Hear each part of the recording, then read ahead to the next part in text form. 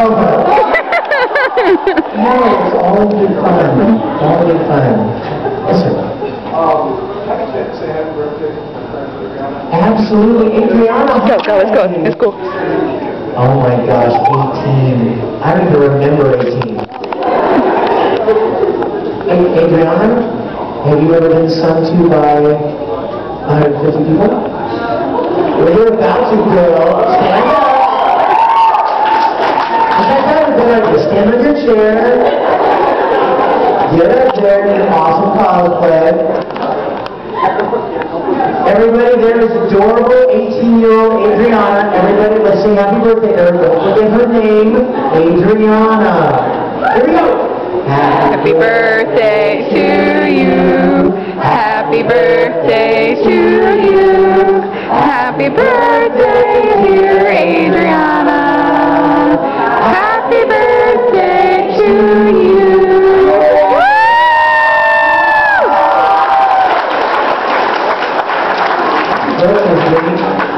What a good God you are. Yes? What is your question? I was actually curious. Hold on, listen.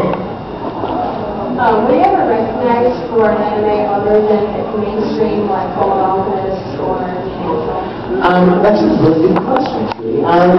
Well, you know, as you can imagine, the shows that you're going to get recognized for the most are going to be the ones that are on television, right? I mean, that's the ones that get the most exposure, and so those are the ones that you'll be recognized for most.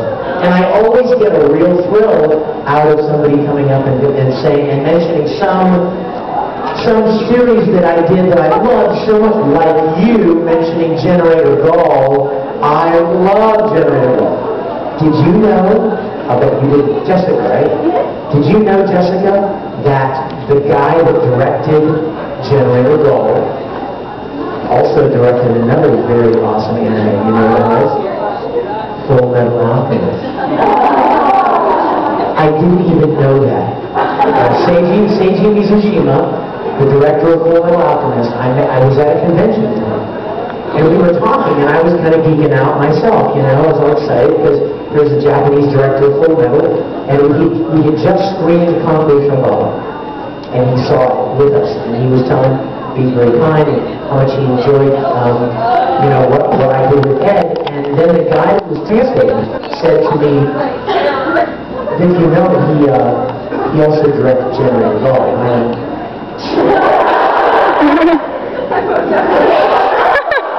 I just I love Generator Gall was like the first. Is Mom here? Generator Gall was like the first anime series that I did that I played a lead role in, and I loved that show so much. If you haven't had a chance to see it, find it. It's only 12 episodes. You can watch it in an evening. I mean, it's really, really good show. So check it out. But yeah, it's always a special treat when somebody mentions a show that is not quite as well known. Yes?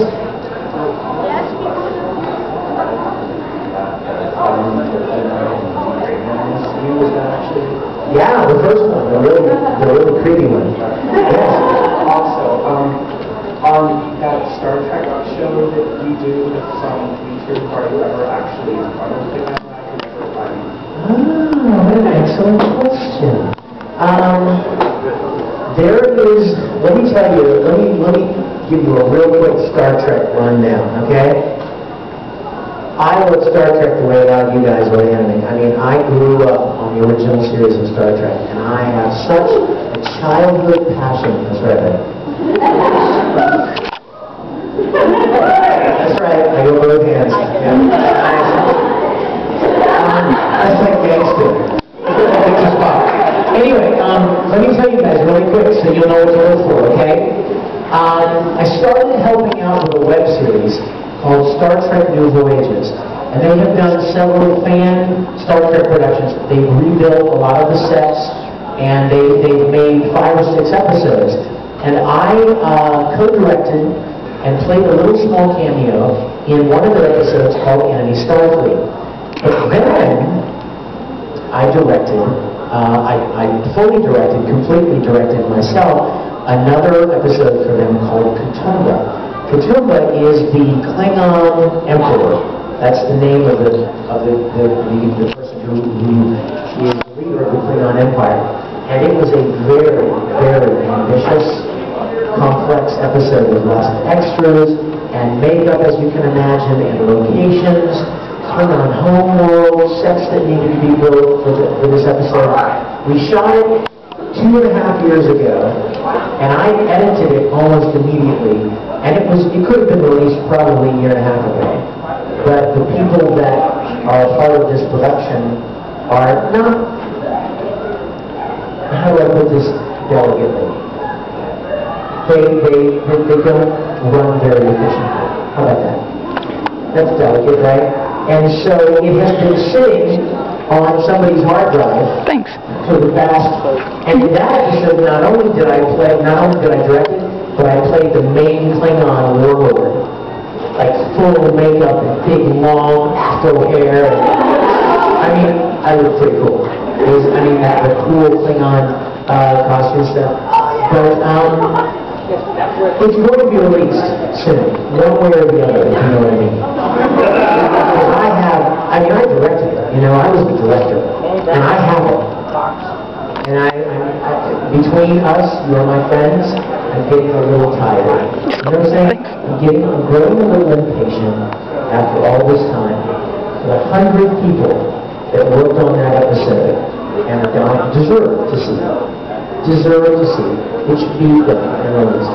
So I'm hoping that will happen soon. But that takes us to another series. There's another fan series on YouTube called Starship Farragut. Now, Starship Farragut follows the adventures of another ship in the fleet. If you guys are Star Trek fans, you know the Enterprise was only one of 12 starships that were in the fleet. And the Farragut was one of them. Well, some guys that are big Star Trek fans, like me since they were little kids, decided that they were going to build the sets, and they were going to create their own characters, and they were going to make a series that followed the adventures of the Farragut. And they heard about my directing Katoomba, and they asked me if I would direct their latest Farragut episode, which I just did about a month ago.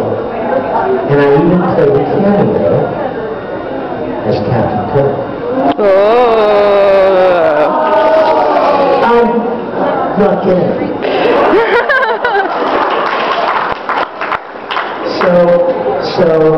So be looking for that. Starship Farragut, F-A-R-R-A-G-U-T. StarshipFarragut.com. But the best news is yet to come.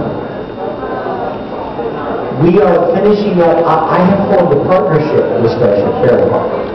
And in addition to helping them make their Farragut series, we are going to start doing a new Enterprise-based series where I will be playing Captain Kirk. And some other voice actors that you would know if I named them are playing some of the other characters in the series. I can't tell you. I'm going to wait until it's officially announced. But the series is going to be called Star Trek Continues. And I've already purchased the domain name StarTrekContinues.com. So you guys keep your eyes open for that. We're hoping to shoot our first episode early next year. So keep your eyes open for that. And it's going to be awesome.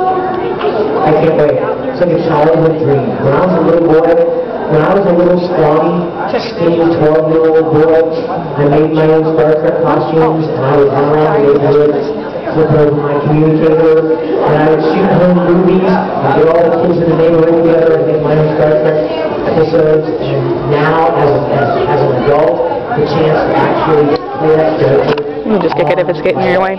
No, it's cool. It's almost like my t-shirt. And perfectly created, accurate uniforms is like a dream come true.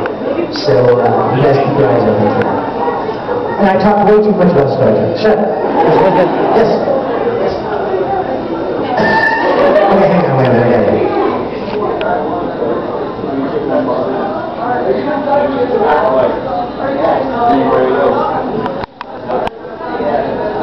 Oh my gosh, how can I possibly recognize your steampunk Ed? You look awesome. What's your question?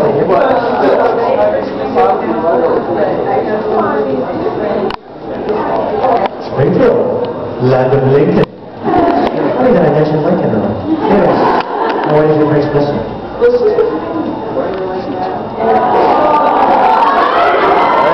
Now, why are you all moaning like that? I didn't hear it either.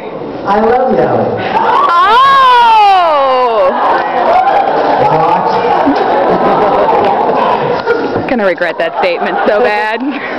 What is your Yowie friend's question? She wants to know if not it, but to you personally think Boy Western would be the sexy. Absolutely not. There is only one man who would look good in a miniskirt, and that's Tyler, right over there.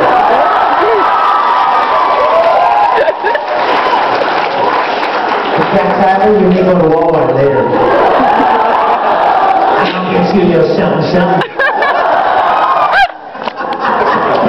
Tyler's like, why did I ever tell him my name? I'm gonna get this all weekend from stupid Big Mignogna. Hey, that's a kid. Yeah. You know what? I always wondered something.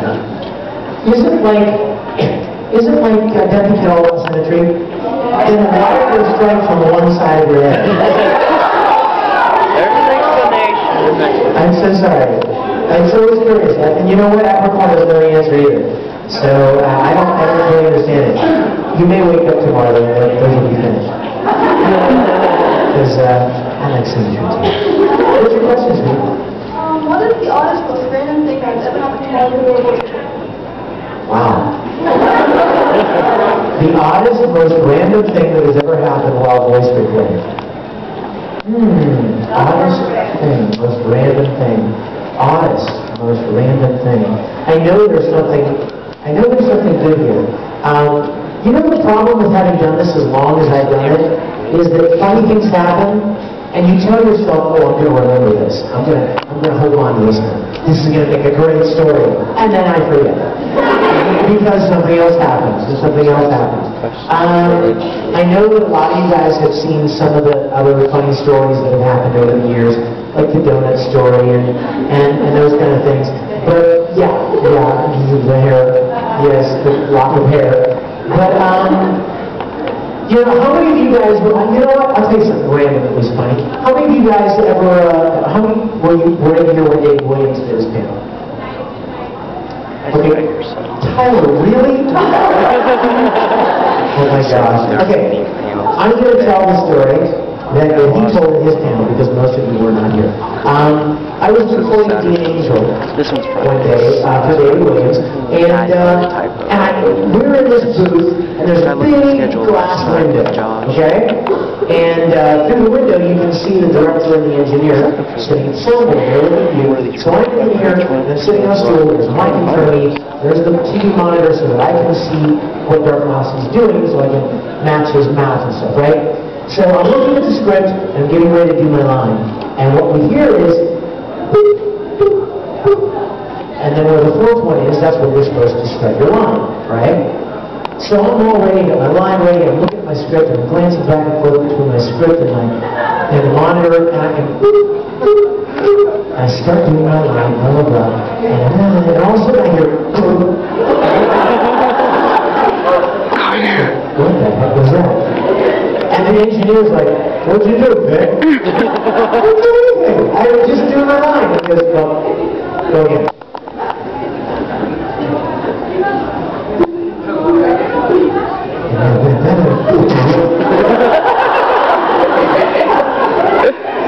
And they're like, are you sliding around on your chair? What are you doing? Are you making the chair creak? What the heck are you doing, Vic? I'm like, I'm not doing anything. I swear I'm sitting still doing the same thing I've done for 8 years. And so they're like, all right, we gotta go again because that sound was right in the middle of the line. So this time I'm like, okay, I gotta figure out what this is. So, and I start to talk, and then I go, and I look up, and here's David Williams with a rubber band.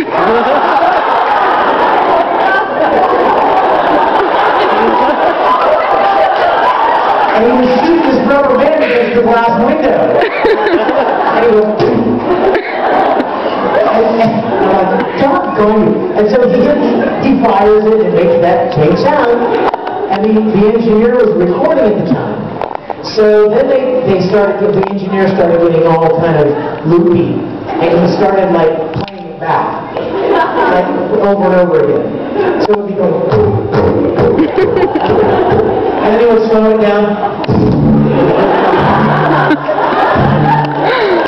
And he was just like, I'm sitting there like, can you work?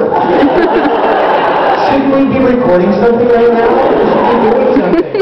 But that was kind of a random thing that happened all the time. Yes?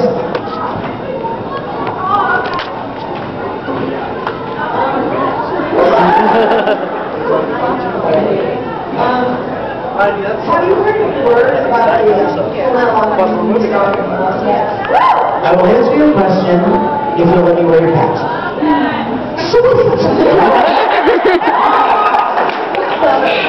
Make sure I go back. Make sure you catch me.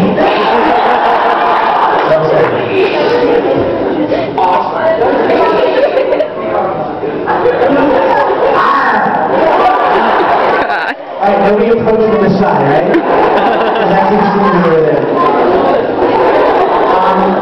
Not only do I know about the shining star of the universe, it has already been recorded. It's finished.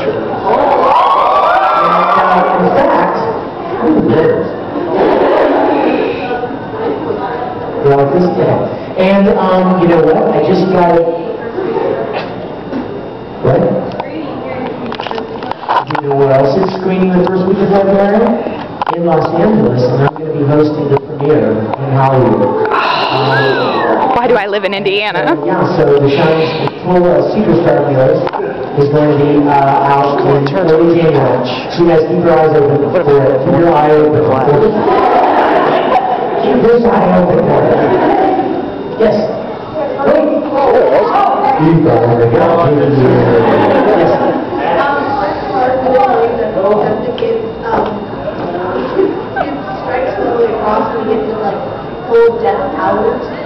Spoiler!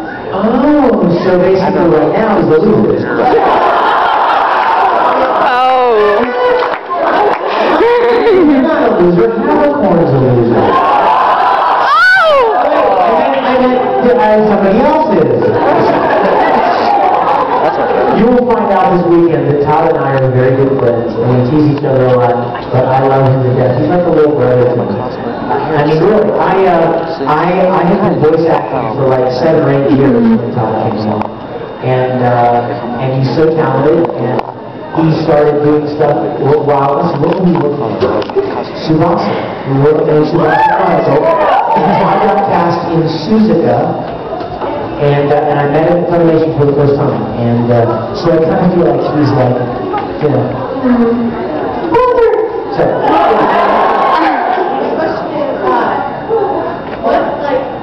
The question is, there's a question out there that you get tired of the answer. Like, there's got to be like a part that you really have to ask every time. Yeah. well, you know what? Truthfully, if everyone in this room were to ask me the same question, what would be the different video factor? You. Right? Aww. You say to me, what's your favorite character? But then you say, what's your favorite character? You guys are different people, right? And this is your experience. She has hers, and you have yours, and she'll have hers, and you'll all have different experiences this weekend. And even though, like, you know what, I thought to myself, why do people keep asking me to do the donut story? It's on YouTube 1,500 times. Why? Because it's special when it's in person. Because it's different when it's live. And so, you know what, as much as something in me may be like, there's that same question again, I know in my heart that for you, it's new. Whoever's asking the question, for them, that's their moment to ask that question and to get a direct answer to their face. So I don't mind you guys can ask me the same questions until I die. And I will do my best to answer them. And you know what? I'll do my best to try to keep them entertaining. Because I know that sometimes I've seen voice actors like, blah, blah, blah, blah, blah, because they're like, they'll answer it, but they answer reluctantly because they're tired of answering the same question. I'll do my best to try to keep it interesting with every question. Okay? Yes, I started back toward you, right? When I remember. Hi, Amanda. It's a pleasure to meet you. It's a pleasure to half see you. Otherwise, I Awesome question. I know that there are a lot of you that probably have a similar question. Here is the story. It's very anticlimactic, quite honestly. I stumbled into it. I got into voice acting quite by accident. That's why I always am very, very, very to give God the credit for it, because I didn't plan it. I had no idea. Some people like Tyler, they like beat the pavement, and they get out there handing out demos, and they're, you know what I mean? And they have this singular goal to become a voice actor, or to become an actor, or to become a musician, or whatever. I never even considered being a voice actor. I was just doing my thing in Houston. I was writing music for ad agencies. I was acting in different things on stage.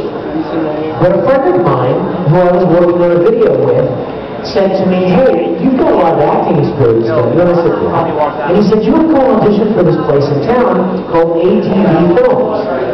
They buy these Japanese animated shows, and then they dub them into English, and they're looking for actors." And I was like, "Really? That sounds fun. You like speed racer and stuff?" In Houston. He's like, so I went on audition. And you guys, you could put ATV on the stage right here. It was a tiny little company of people like David Williams and John Redford and Matt Greenfield who loved anime and just wanted to make it available to English-speaking audiences. And so I went on audition, and I got cast as Vega in Street Fighter 2. Oh, God. I had no idea what they were going to do with it. When I finished recording, I'm like, wow, that was really fun. What a fun experience. Okay, I'm leaving now. And I went back to doing what I was doing. And then a few weeks later, they called and said, "Hey, Vic, this is so-and-so from ATV Films. We'd like you to come and audition for another show." And I'm like, really? Cool, you're doing more of them? Okay, I'll go. I'm sure. And I went and auditioned, and I got cast. And then the next show, and the next show, and the next show, and the next show, and the next show. And the next thing I know, I'm getting invited to an anime convention I didn't even know existed. I mean, when we finished recording these shows, I didn't even know what they did with them. I assume they sold them somewhere, right? But I didn't even know where. In fact, this will kill you guys. When I started voice acting, they would distribute the anime on VHS. It wasn't even DVDs. It was VHS. So I was invited to an anime convention, and by this time I had done Full Metal Panic, Kurt Weber, and Broly, Dragon Ball Z, and I think I had done Dean Angel by this time. I'm not sure. Oh, Sayuki. Remember that show? So I went to this convention, and I was blown away that there were so many people there that loved this stuff. It reminded me of me going to Star Trek conventions when I was a little boy. So then I kept working, and I went to a convention, and I met people from Funimation. Now I'm in Houston, Funimation's in Dallas, and they invited me to come up and do some work for them. So I went up there and started voice acting for shows in Dallas. Dragon Ball Z, Yu Yu Hakusho, Kitty Bear, King's Clothes, Spiral, and then Funimation got Full Metal Alchemist. And I auditioned for it, I got cast, and then everything just kept going and going, it gets bigger and bigger and bigger, and I kept going to conventions, and then I started meeting people from Los Angeles. And they're like, "Hey, you should come out to LA and record for us." And I'm like, "Okay." And I went out to LA and started doing video games, Persona 3, Soul Calibur, Disgaea, and then the next thing you know, I get cast in Bleach. And Naruto, and Kakaishi, and on that goes. My point is, I didn't plan it. It was literally a door that opened, and I kind of inadvertently stepped through it. I had no idea what would ever come of it. I didn't have any grand master strategy. I just knew that I loved doing stuff like this, and I took the opportunity, and it turned out into literally the greatest blessing of my life. Getting to do something that you love doesn't matter how much money you get paid. Because I promise you, voice actors don't get paid enough money. I promise you that. But what we do get is priceless. And that is to interact with you guys, to do something that we really enjoy doing, to play characters, different types of characters that are challenging, sad and funny and tragic and evil and heroic and all over the place. I mean, that's an actor's dream. So I was very fortunate to get involved in voice acting when it was very small. Now, if you're interested in voice acting, the only two things I can tell you are this. Get as much acting experience as you can. That's the key, you guys. The operative word in voice acting is acting. It's not voice.